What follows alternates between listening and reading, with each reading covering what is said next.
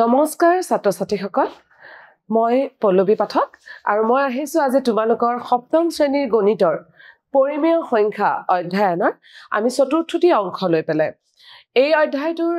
পৰিমেয় সংখ্যা ইতিমধ্যে কাক বোলে আৰু পৰিমেয় সংখ্যাৰ অনুশীলনী আমি কিছু অংশ কৰি আহিছো আজি আহিছো আমি পিছৰ অংশখিনিলৈ আমি সকলোৱে কৰো ইয়াতে আছে তলৰ পৰিমেয় সংখ্যাবিলাকৰ মাজত থকা পাঁচটা পৰিমেয় সংখ্যা লিখা মনত ৰাখিবা তলৰ প্ৰতিযোৰ পৰিমেয় সংখ্যাৰ মাজত বহুতবোৰ পৰিমেয় সংখ্যা আছে আমাৰ ইয়াতে পৰিমেয় সংখ্যা দুটা কি দিয়া আছে -1 আৰু 1 আমি কৰিছো আমি পৰিমেয় সংখ্যা কেইটা লৈছো আমাৰ প্ৰথমটো পৰিমেয় সংখ্যা দিছে -1 আৰু 1 এতিয়া তোমালোকে অকমান সংখ্যা ৰেখাডাল মনত পেলোৱাছোন এইডাল আমাৰ এডাল সংখ্যা ৰেখা ইয়াতে 0 এয়া 1 ধনাত্মক সংখ্যা আৰু এয়া হল -1 এতিয়া আমাক কৈছে এই -1 আৰু 1 ৰ মাজত পাঁচটা পৰিমেয় সংখ্যা উলিয়াবলে ঠিক আছে বাৰু আমি এই -1 আৰু 1 এই দুটা সংখ্যাকে যদি আমি চাও প্ৰত্যেকটোৰে তুলতে এটা 1 আছে নহয় জানো আমি এনেকৈ লিখিব পাৰো নে এতিয়া আমি 1 এইটো সংখ্যাক যদি আমি 5ৰে পূৰণ দিও হৰ আৰু লব উভয়কে আমি কি পাম অকমান চাই লৈছো আমি পাম -5/5 আকৌ 1/1 এই সংখ্যাটোক যদি আমি দুটাকে 5ৰে পূৰণ দিও 5 সংখ্যাটোৰে পূৰণ দিও তেনেহলে আমি পাম 5/5 অৰ্থাৎ আমি 1 ৰ খলনি 5/5 লিখিবও পাৰো নহয় জানো এতিয়া আমি লিখিম ইয়াতে 1 ৰ খলনি 5/5 আৰু ঠিক সেইদৰে -1 ৰ খলনি আমি লিখিব পাৰো 5/5 অৰ্থাৎ 0 ৰ পৰা 1 ৰ মানটো বা -1 ৰ মানটো যদি আমি -5/5 লিখো তেনেহলে আমি 0 ৰ পৰা 1 ক পাঁচটা সৰু সৰু ঘৰত ভগাব পাৰিম তোমালোকে নিশ্চয় বুজি পাইছা নহয় জানো আমি কিদৰে ভগাম চাই লও আমি যদি পাঁচটা সমান সৰু সৰু ভাগত এই 1 ৰ 0 ৰ পৰা 1 লৈ ভগাই লও তেনেহলে আমি প্ৰথম ভাগটো কি বুলি লিখিব পাৰিম 1/5 দ্বিতীয়টোক আমি লিখিব পাৰিম 2/5 তৃতীয়টোক আমি লিখিব পাৰিম 3/5 চতুৰ্থটোক লিখিব পাৰিম 4/5 আৰু শেষৰটো হ'ব 5/5 যাৰ মানটো সদায় 1 এ হ'ব ঠিক একে ধৰণে 0 ৰ পৰা -1 লৈকেও আমি প্ৰত্যেকটো ভাগকে সৰু সৰু ভাগত ভগাই লব পাৰো যেনেকৈ আমাৰ প্ৰথম ভাগটো হ'ব -1/5 -2/5 -3/5 -4/5 আৰু -5/5 যাৰ মানটো ওলাব -1 গতিকে এতিয়া তোমালোকে 1 আৰু -1 এই সংখ্যা দুটাৰ এই দুটা পৰিমেয় সংখ্যাৰ মাজৰ পাঁচটা সংখ্যা বাছি উলিয়াব পাৰিবানে নিশ্চয় পাৰিবা একেবাৰে সহজ আমি লিখিব পাৰিম -1/5 -2/5 -3/5 -4/5 এপিনেও আমি লিখিব পাৰো 1/5 2/5 3/5 4/5 পাঁচটাতকৈ আমি বেছি লিখিব পৰা হলো নহয় জানো গতিকে যদি আমাক 1 আৰু 1 ৰ মাজত পৰিমেয় সংখ্যা উলিয়াবলৈ দিয়ে আশা কৰো তোমালোকে নিশ্চয় পাৰিবা আমি আহিছো পিছৰ অংকটোলৈ ইয়াতে দিছে -2/4 আৰু 3/4 এই সংখ্যা কেইটাৰ মাজত পৰিমেয় সংখ্যা উলিয়াব লাগে আমি পৰিমেয় সংখ্যা উলিয়াও সংখ্যা কেইটা আছে -2/4 আৰু এটা আছে 3/4 সংখ্যা কেইটা আমি আকৌ এবাৰ চাই লৈছো -2/4 আৰু 3/4 এতিয়া আমি এই দুটা সংখ্যাৰে যদি আমি পাঁচটাকৈ সংখ্যা উলিয়াব দিছে আমি দুটা সংখ্যাৰে 5ৰে পূৰণ কৰি দিলো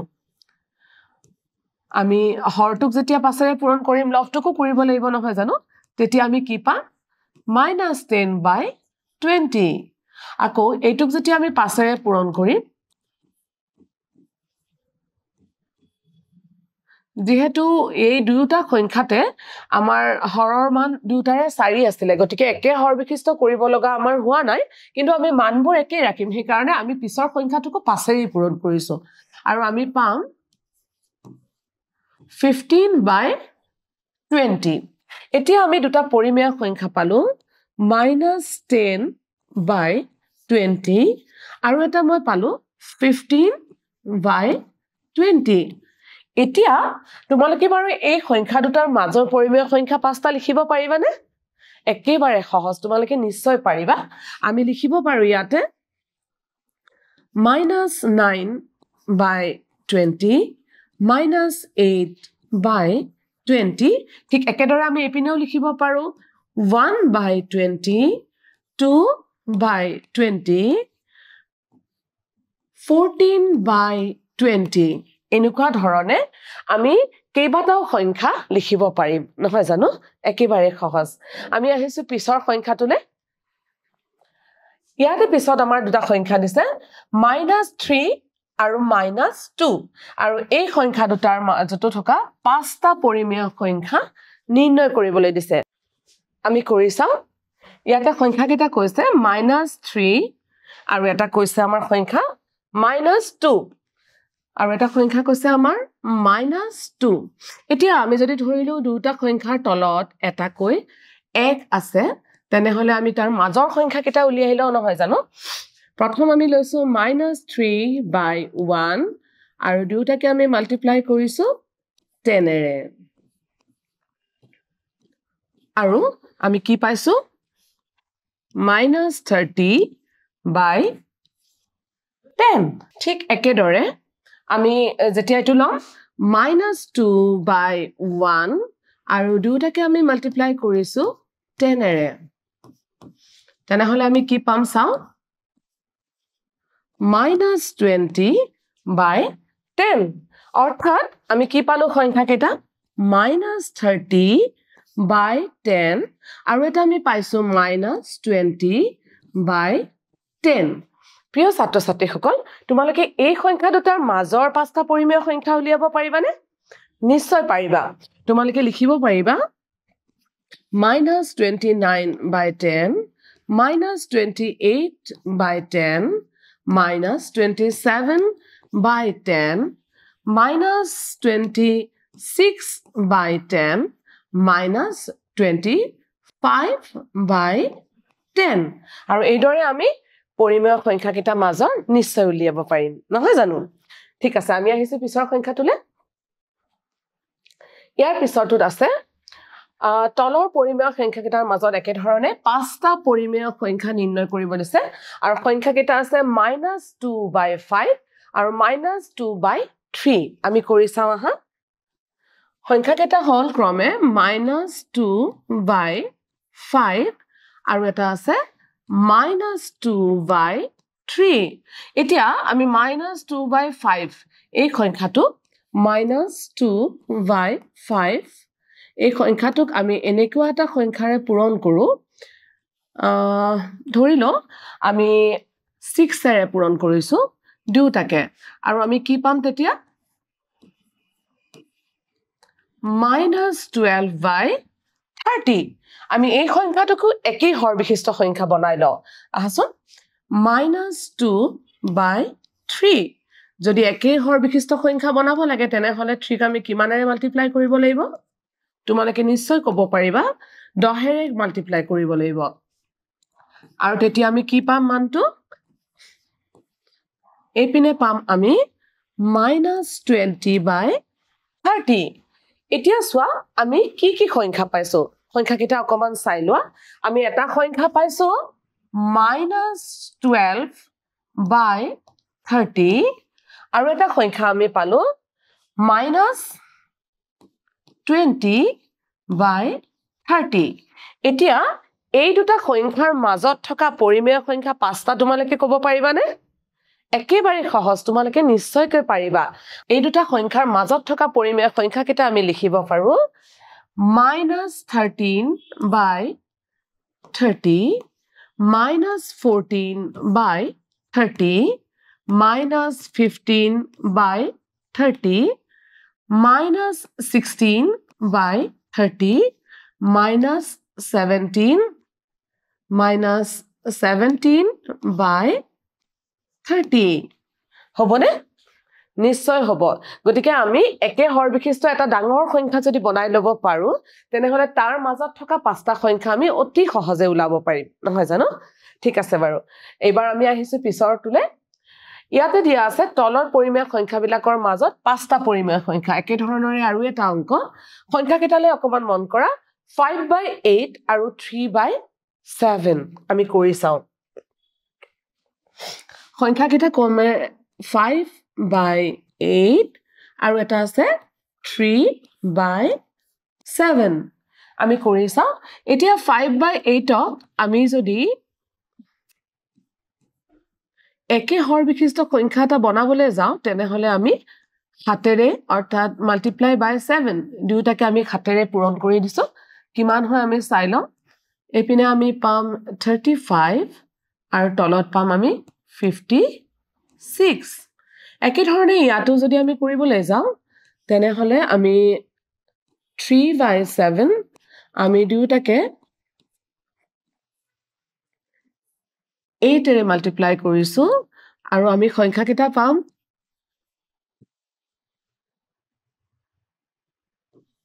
24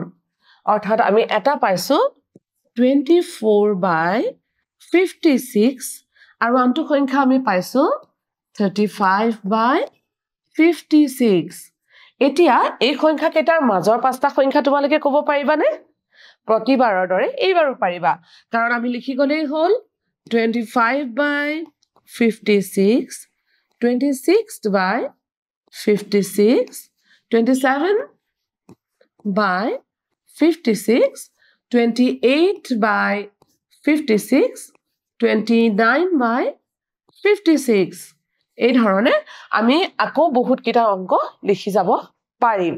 গতিকে যদি তোমালোকক এনেকুৱা ধৰণৰ দুটা পৰিমেয় সংখ্যা বা এজোৰ পৰিমেয় সংখ্যা দিয়া হয় তেনেহলে তাৰ মাজত থকা পৰিমেয় সংখ্যাবিলাক আশা কৰো তোমালোকে নিশ্চয়কৈ উলিয়াব পাৰিবা তাৰ কাৰণে আমি কি কৰিব লাগিব একে হৰ বিশিষ্ট পৰিমেয় সংখ্যা বনাই লব লাগিব আৰু যদি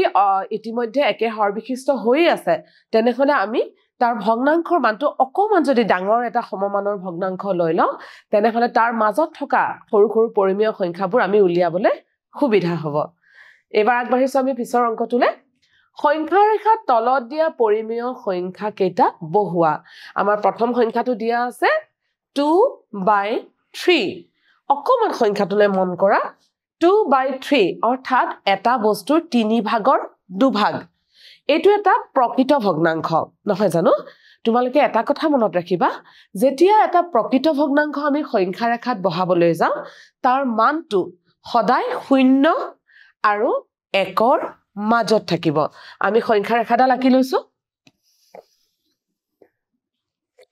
আমি গোটেই সংখ্যা ৰেখাটো আঁকি ধনাত্মক অংশটোত এয়া 0 আৰু এয়া 1 আমি কৈছো এটো এটা পৰিমেয় সংখ্যা প্ৰকৃত ভগ্নাংশ গতিকে এয়াৰ মানটো কত হ'ব সদায় 0 আৰু 1ৰ মাজত কাৰণ ভগ্নাংশটোক আমি এনেকৈ পঢ়ো যে 3 ভাগৰ 2 অৰ্থাৎ এটা বস্তুৰ 3টা সমানে ভাগ কৰি তাৰ দুটা ভাগ লোৱা হৈছে এটা বস্তুৰ 3টা সমানে ভাগ কৰি কথা কেটা অকমান মন কৰিবা গতিকে 0ৰ পৰা 1লৈ যদি আমি এটা বস্তু ধৰো আমি ইয়াৰ 3টা সমান ভাগ কৰিব পাৰো আৰু প্ৰতিটো ভাগত কিমান হ'ব এইখিনি অংশ হ'ব 1/3 অৰ্থাৎ 3 ভাগৰ 1 এইখিনি অংশ হ'ব 2/3 অৰ্থাৎ 3 ভাগৰ 2 আৰু এইখিনিলে অংশটো হ'ব 3/3 অৰ্থাৎ 3 ভাগৰ 3 যাৰ মানটো 1 হয় এতিয়া সংখ্যা ৰেখাত আমি এই সংখ্যাটো বিচাৰি পাবলৈ সহজ হ'বনে নিশ্চয়কৈ হ'ব গতিকে আমাৰ এই বিচাৰি থকা অংশটো হ'ল 2/3 অৰ্থাৎ এই সংখ্যাটো আমাৰ সংখ্যা ৰেখাত আছে আমি দ্বিতীয়টো অংকলৈ গৈছো -4/7 এই সংখ্যাটো অকমান মন কৰিলে আমি দেখাবা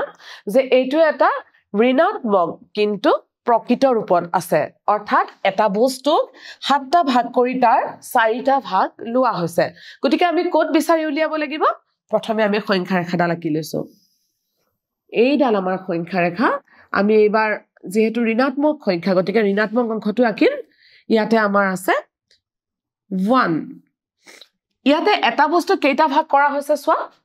7 ভাগৰ 4 অৰ্থাৎ এটা বস্তুক 7টা ভাগত ভাগ কৰা হৈছে আমি 7টা ভাগ কৰিবলৈ চেষ্টা কৰো এভাগ দুভাগ তিনি ভাগ 4 ভাগ 5 ভাগ 6 ভাগ আৰু 7 ভাগ এতিয়া এটো -1 হ'ব এতিয়া আমাৰ প্ৰথম ভাগটো কিমান হ'ব -1/7 দ্বিতীয় ভাগটো হ'ব -2/7 -3/7 -4/7 -5/7 -6/7 আৰু -7/7 অৰ্থাৎ যাৰ মানটো হ'ব -1 এতিয়া আমি বিচাৰি থকা অংকটো চোৱা আমি বিচাৰি থকা অংকটো হ'ল -4/7 অৰ্থাৎ সংখ্যা ৰেখাত এই স্থানত এই অংকটো থাকিব আমি আহিছো পিছৰ অংকটোলৈ পিছৰ সংখ্যাটো দিয়া আছে 8/3 এটো এটা প্ৰকৃত ভগ্নাংশ 8/3 গতিকে আমি পলম নকৰি প্ৰথমে সংখ্যা ৰেখাডাল আঁকি লৈছো সংখ্যা ৰেখাডালত আমি ধনাত্মক সংখ্যা যেহেতু আমি ধনাত্মক অংশটোহে আঁকিম এয়া 0 আৰু এয়া হ'ল 1 আমি যদি আগৰ দৰে পঢ়ো 3/8 অৰ্থাৎ 8 ভাগৰ 3 8 ভাগৰ 3 মানে এটা বস্তুক আমি সমানে 8টা ভাগ কৰি তাৰ 3টা ভাগ লৈছো গতিকে আমি 0 পৰা 1 লৈ থকা এটা বস্তুক আমি প্ৰথমে সমানে 8টা ভাগ কৰি লওঁ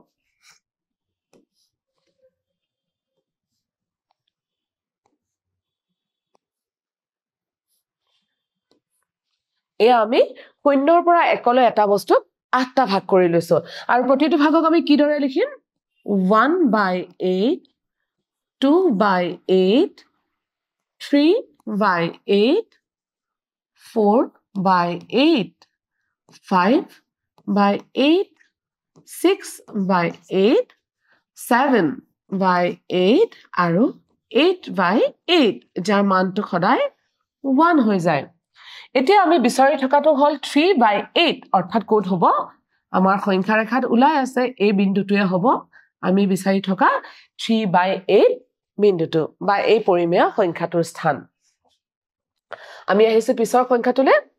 পিছৰ সংখ্যাটো আছে -2 and 3/5 এটো এটা মিশ্ৰ ভগ্নাংশ আৰু এটা ঋণাত্মক মিশ্ৰ ভগ্নাংশ অৰ্থাৎ -2 সমস্ত 5 ভাগৰ 3 এই সংখ্যাটো যদি আমি মন কৰো ইয়াক যেতিয়া আমি এটা অপকৃত ভগ্নাংশলৈ আমি লৈ যাব পাৰো আমি কৰি চাও -2 and 3/5 আমি সংখ্যাটো লৈ গৈছো -2 and 3/5 আমি যদি অপকৃত ভগ্নাংশলৈ লৈ যাও তেনেহলে আমি দেখা পাম সংখ্যাটো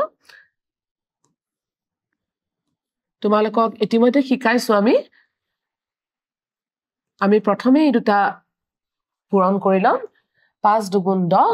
আৰু লগত 3 যোগ কৰিম অৰ্থাৎ 13/5 ইয়াতে যদি আমি অকমান মন কৰো তোমালোকে চালে দেখা পাবা যে আমাৰ ইয়াতে কি ধৰণে কওঁ আমি যে 5 ভাগৰ 13 অৰ্থাৎ এটা বস্তুক 5 ভাগ কৰি আমি 13টা ভাগত ভগাব লগা হৈছে এয়া আসলতে প্ৰকৃততে সম্ভৱ নহয় সেই কাৰণে এনেকুৱা ধৰণৰ ভগ্নাংশবোৰক আমি কি বুলি কওঁ অপ্ৰকৃত ভগ্নাংশ কওঁ আমি সংখ্যা ৰেখাত অপ্ৰকৃত ভগ্নাংশটো কৰিবলৈ চেষ্টা কৰিম এইখিনিতে আৰু এটা কথা মন কৰিব লগা যে যেহেতু এটো এটা ঋণাত্মক ভগ্নাংশ গতিকে আমি সংখ্যা ৰেখাত ঋণাত্মক অংশটোহে আঁকি লম এয়া হ'ল 0 এয়া 1 2 3 -1 -2 আৰু -3 আমি আঁকি লৈছো ইমানখিনিলে এতিয়া টোটাল ইয়াৰ হৰটো যদি আমি লক্ষ্য কৰো যে ইয়াতে হৰটো আছে 5 অৰ্থাৎ আমি এটা বস্তু কিমানটাকে ভাগ কৰিছো 5টাকৈ ভাগ কৰিছো এইখিনিত আমি 5টা ভাগ কৰিব লাগিব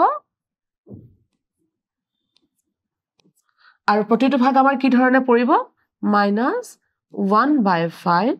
-2/5 -3/5 -4/5 আৰু -5/5 এইবাৰ আমি আকৌ -2 লেও আমি একে ধৰণে পাঁচটা ভাগতে ভাগ কৰিব লাগিব ভাগ কৰিলে আমাৰ কিমান পৰিব আমাৰ আহিব -6/5 -7/5 -8/5 -9/5 -10/5 10/5 যাৰ মানটো হ'ব -2 আৰু ইয়াতে 5/5 মানটো হ'ব -1 -5/5 আকৌ আমি 2 ৰ পৰা 3 লেও সেই বস্তুটো যেটো থাকিব হেতুক আমি আকৌ পাঁচটা ভাগ কৰিম অৰ্থাৎ আমি তিনিটা বস্তু লম এইপিনে আকৌ আমি ভাগ কৰিলো এটা কি হ'ব -11/5 -12/5 -13/5 -14/5 আৰু -15/5 এতিয়া আমি তিনিটা বস্তু ললো প্ৰথম বস্তুটো আমি 1 -0 পৰা -1 লৈকে এই অংকটো পাঁচটা ভাগ কৰিছো -1 পৰা -2 লৈকে এই অংকটোকো পাঁচটা ভাগ আৰু এইটো অংককো পাঁচটা ভাগ কৰিছো আৰু আমাক কিমানখিনি লগা হৈছে আমাৰ যেটো বিচৰা সংখ্যাটো আছে -13/5 এইটো আমি পাইছো এইটো অংকত -2 আৰু -3 মাজৰ অংকটোত পাইছো হয়নে এই ঠিক আছে বাৰু অকমান প্ৰেক্টিস কৰিলে তোমালোকে এনেকুৱা অংকবোৰ সুন্দৰকৈ কৰিব পাৰিবা আমি আহিছো পিছৰ অংকটোলে পিছৰটো আছে 3n4/9 একে ধৰণৰ এটা সংখ্যা মিশ্ৰ ভগ্নাংশ এইটো বাৰু ধনাত্মক মিশ্ৰ ভগ্নাংশ আমি কৰি চাও আহা 3n4/9 3n4/9 অৰ্থাৎ 3 সমস্ত 9 ভাগৰ 4 আমি প্ৰথমে এইটো অপকৃত ভগ্নাংশলৈ লৈ যাম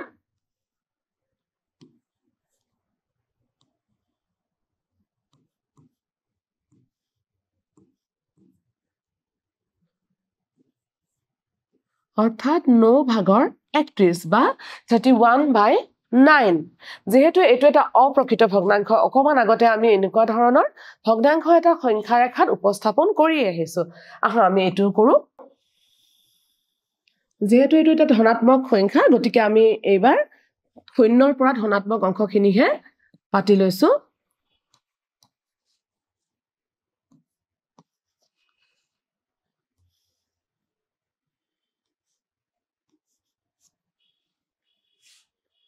তোমালোকে যেতিয়া বহিত কৰিবা এই অংকবোৰ তেতিয়া সুন্দৰকৈ প্ৰত্যেকটোৱে তোমালোকে ধুনিয়াকৈ পাতি অংকবোৰ কৰিব পাৰিবা যেহেতু 9টা ভাগ কৰিব লাগিব 0 ৰ পৰা 1 লৈ 9টা ভাগ কৰিব লাগিব গতিকে আমি গোটেইবোৰ ভাগ লোৱা নাই আমি মাত্ৰ কৰি যাম 0 ৰ পৰা 1 লৈ যদি 9টা ভাগ কৰো তেনে হলে এই অংকটোত কি পৰিব ইতিমধ্যে তোমালোকে বহুত কেইটা অংক কৰিছা 9/9 নহয় জানো দ্বিতীয় অংকটোত আকৌ 9টা ভাগ যেতিয়া কৰিম তেতিয়া আমাৰ কি পৰিব 18/9 তৃতীয় অংকটোত যেতিয়া আমি আকৌ ভাগ কৰিম তেতিয়া আমাৰ কিমান পৰিব 27/9 আৰু চতুৰ্থ অংকটোত যেতিয়া আমি কৰিম তেতিয়া আমাৰ কিমান পৰিব নিশ্চয় তোমালোকে জানিবা 36/9 এতিয়া আমাৰ আছে 31/9 গতিকে আমাৰ সংখ্যাটো ক'ত থাকিব 3 আৰু 4 ৰ মাজত থাকিব নহয় জানো ইয়াতে যদি আমি 9টা সমানে সৰু সৰু ভাগ কৰো 1 2 3 4 5 6 7 8 9 তেনে হলে 26 যদি ইয়াতে হৈছে 27 ইয়াতে হৈছে আমাৰ 3 লৈকে 27 হৈছে 28 29 30 31 অৰ্থাৎ a টুট পৰিব 31/9 যেহেতু মই বোৰ্ডত কৰিছো ইমান ডাঙৰ সংখ্যাটো লিখিবলৈ অকমান অসুবিধা হ'ব কিন্তু তোমালোকে বহি বিলাকত যেতিয়া কৰিবা সুন্দৰকৈ পাতি এই অংকটো কৰিব পাৰিবা নিশ্চয় পাৰিবা এবাৰ আমি আগবাঢ়িছো পিছৰ সংখ্যাটোলে ইয়াতে এটা প্ৰশ্ন আছে অকমান তোমালোকে মন কৰা শূন্যৰ সোঁহাতে থকা এটা পৰিমেয় সংখ্যা 31/5 অৰ্থাৎ 5/31 শূন্যৰ বাওঁহাতে এই সমান দূৰত্বত থকা পৰিমেয় সংখ্যাটো কি এই পৰিমেয় সংখ্যা দুটাৰ ঠিক সোঁমাজত থকা সংখ্যাটো কি অকমান আমি ইয়াতে সংখ্যা ৰেখাডাল আঁকি লৈছো এইডাল এডাল সংখ্যা ৰেখা এইটো মাজতে আছে শূন্য শূন্যৰ সোঁহাতে এটা পৰিমেয় সংখ্যা আছে 5/31 আমি গুটেইখিনি আঁকি লোৱা নাই কিন্তু ধৰি লৈছো আমি ইয়াতে এটা পৰিমেয় সংখ্যা পাইছো 31/5 নহয় জানো আৰু ইয়াতে সুধিছে শূন্যৰ বাওঁফালে বাওঁহাতে সমান দূৰত্বত থকা পৰিমেয় সংখ্যাটো কি হ'ব বাৰু তোমালোকে কোৱাচোন নিশ্চয় ক'ব পাৰিবা কাৰণ এই অংকটো আমাৰ হ'ল ধনাত্মক সংখ্যা আৰু এই পিনে হ'ল ঋণাত্মক সংখ্যা আৰু প্ৰতিটো সংখ্যাই শূন্যৰ পৰা কি হয় একে একে সংখ্যাবোৰ আমি সমান দূৰত্বত আছে যে ইতিমধ্যে আমি পঢ়িয়ে আহিছো গতিকে শূন্যৰ পৰা এই দূৰত্বত যদি 31/5 থাকে তেনেহলে এইটো দূৰত্বত আমাৰ কি থাকিব সমান দূৰত্বত -31/5 ইয়াৰ পিছৰ প্ৰশ্নটো চোৱা এই পৰিমেয় সংখ্যা দুটাৰ ঠিক সোঁমাজত থকা পৰিমেয় সংখ্যাটো কি তোমালোকে বাৰু সংখ্যা ৰেখাডাল দেখি পেলাই ক'ব পাৰিবানে এই সংখ্যা দুটাৰ মাজত থকা পৰিমেয় সংখ্যাটো কি হ'ব নিশ্চয় ক'ব পাৰিবা এই সংখ্যা দুটাৰ মাজত থকা পৰিমেয় সংখ্যাটো হ'ব শূন্য আচলতে অংকবোৰ একেবাৰে সহজ কিন্তু আমি যেটো কথা কয় যেটো আমাক কৰিবলৈ দিয়ে বা যেটো বিচাৰে সেইটো অকমান বুজি ল'ব লাগে একেবাৰে সহজ তোমালোকে সকলোৱে পাৰিবা ইয়াৰ পিছত আমি আহিছো 10 নম্বৰ প্ৰশ্নটোলে 10 নম্বৰ প্ৰশ্নত আছে হাফতকৈ সৰু আধাতকৈ সৰু যিমান বিলাক অখণ্ড সংখ্যা আছে সেইবিলাকৰ ভিতৰত গৰিষ্ঠ অখণ্ড সংখ্যাটো কি অকমান সংখ্যা ৰেখাডাললে আকৌ এবাৰ মন কৰা এইডাল এডাল সংখ্যা ৰেখা ইয়াৰ মাজত আছে আমাৰ শূন্য এইপিনে আমি দিছো 1 এইপিনে দিছো আমি -1 এতিয়া 1/2 হাফ আধা 1/2 টো আমাৰ ক'ত থাকিব শূন্য আৰু একৰ নিশ্চয় মাজৰ অংশটোতে থাকিব নহয় জানো ইয়াতে হ'ব আমাৰ 1/2 এতিয়া কৈছে 1/2 তকৈ সৰু যিমান বিলাক অখণ্ড সংখ্যা আছে সেইবিলাকৰ ভিতৰত গৰিষ্ঠ সংখ্যাটো কি সংখ্যা ৰেখাডালত এইপিনে আমি যিমানে যাম অজস্ৰ আমি অখণ্ড সংখ্যা পাই যাম কিন্তু কৈছে যে সংখ্যাবিলাকৰ ভিতৰত আটাইতকৈ সৰু যিমান বিলাক অখণ্ড সংখ্যা আছে সেই সংখ্যাবিলাকৰ ভিতৰত গৰিষ্ঠ এইপিনে যিমান সংখ্যা আছে এই সংখ্যাবোৰৰ ভিতৰত আটাইতকৈ ডাঙৰ সংখ্যাটো কি হ'ব নিশ্চয় শূন্যটো হ'ব গতিকে উত্তৰটো হ'ব আমাৰ শূন্য নিশ্চয় বুজি পাইছা নহয় জানো আমি পিছৰটোলৈ গৈছো হাফতকৈ ডাঙৰ অখণ্ড সংখ্যাবোৰৰ ভিতৰত আটাইতকৈ সৰু অখণ্ড সংখ্যাটো কোৱা আকৌ আমি সংখ্যা ৰেখাডাল আঁকিছো এয়া শূন্য এয়া -1 এয়া +1 আৰু হাফ অৰ্থাৎ 1/2 এতিয়া কৈছে হাফতকৈ ডাঙৰ অখণ্ড সংখ্যাবোৰৰ ভিতৰত আটাইতকৈ সৰু অখণ্ড সংখ্যাটো কি অৰ্থাৎ আমি 1/2 ৰ পৰা এইপিনে যিমানে যাম আমি অসংখ্য অখণ্ড সংখ্যা পাই যাম কিন্তু তাৰ ভিতৰত থকা অখণ্ড সংখ্যাবোৰৰ ভিতৰত একেবাৰে ওচৰত থকা সৰু অখণ্ড সংখ্যাটো কি বুলি সুধিছে সৰু অখণ্ড সংখ্যাটো কোনটো হ'ব 1 হ'ব নহয় জানো এনেকুৱা ধৰণৰ অংকবোৰ আহিলে তোমালোকে সদায় সংখ্যা ৰেখাডাল পাতি বিশ্লেষণ কৰিবলৈ চাবা একেবাৰে সহজকৈ উত্তৰটো তোমালোকে পাইয়ে যাবা ঠিক আছে বাৰু প্ৰিয় ছাত্ৰ ছাত্ৰীসকল আজি আমাৰ ক্লাছটো ইমানেই আছিল আৰু এইখিনিলৈকে তোমালোকক মই পৰিমেয় সংখ্যাৰ অনুশীলনী 9.1 ৰ গুটেকিটা অংক কৰি দিলো আশা কৰো তোমালোকে বুজি পাইছা আৰু মই বিচাৰিম যে তোমালোকে সকলোৱে নিজে আকৌ এবাৰ এই অংকবোৰ প্ৰেক্টিছ কৰিবা তোমালোকৰ বাবে একেবাৰে সহজ হৈ যাব আজিলৈ ইয়াতে সামৰিছো ধন্যবাদ